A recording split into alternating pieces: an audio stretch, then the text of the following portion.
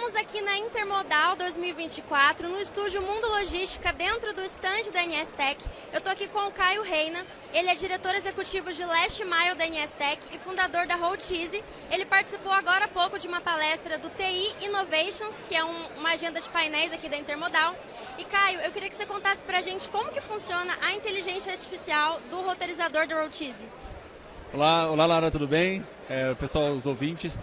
Bom, a inteligência artificial na Roadcheese e aí especificamente no produto de roteirização que nós temos, né, ela é da escola dos algoritmos genéticos. Então o que são os algoritmos genéticos? São algoritmos especialistas que resolvem problemas de otimização muito complexos. O problema de roteirização, ele é dentro da matemática aplicada, classificada como um problema difícil. Então, existe uma classe especial para definir que são os problemas NP difíceis. Isso quer dizer que o problema é exponencial. Então, se eu tenho um problema, uma roteirização com 30 entregas e uma roteirização com 50 entregas ou com 60 entregas, a dificuldade para resolver 60 entregas não é o dobro do que para 30, é muito maior, né?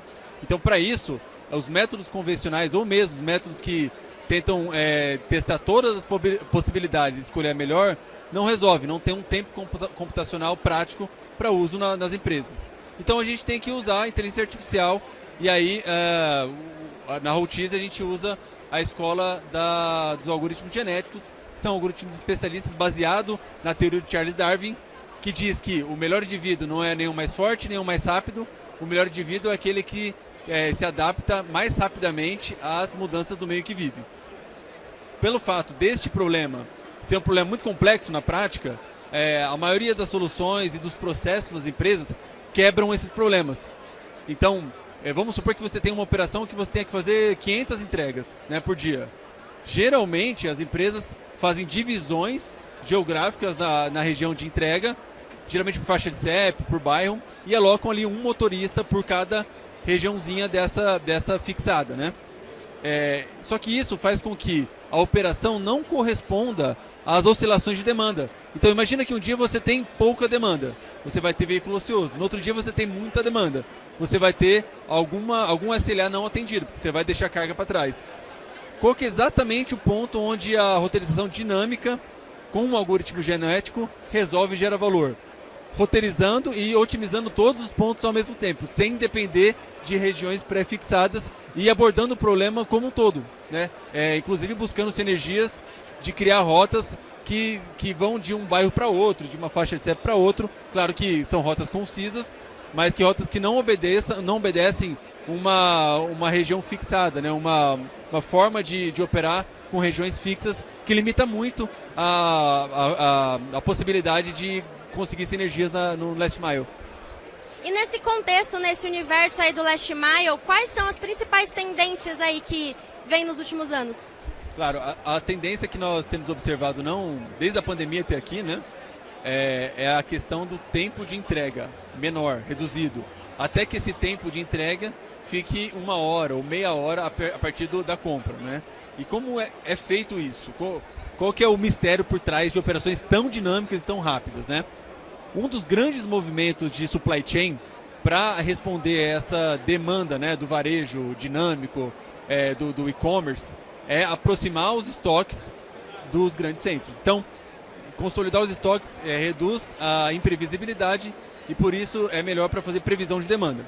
Mas quando você distribui os estoques em micro hubs, vamos dizer assim, dos grandes centros, você, por um lado, aumenta seu custo de estoque, porque você aumenta a variabilidade, você tem mais imprecisão, só que você também reduz o seu custo de transporte e fica mais próximo da demanda e consegue entregar muito mais rápido. Então, esse movimento de levar estoques, lembrando que esse movimento geralmente é para estoques com alto giro, né, que a gente fala de curva A, que são os produtos que são mais vendidos. Esses ficam mais próximos da demanda, a partir que chega o pedido, você consegue fazer a entrega mais rápido. Agora, por outro lado, muitas empresas começaram a fazer esse movimento, só que do ponto de vista de Last Mile de transporte, começaram a fazer, a cada pedido, chama lá um crowdship, né, chama um Uber para entregar. Isso aumentou muito o custo de transporte na ponta. E aí a gente tem uma nova tendência, que é você colocar roteirização na ponta também, nos micro hubs ou nas lojas físicas, né? Só que tem um problema com isso. Como é que você consegue colocar uma operação de planejamento de rotas em, sei lá, 300 lojas, 500 lojas na ponta, né? E mais do que isso, planejando rota a cada 2, 3, 5 minutos.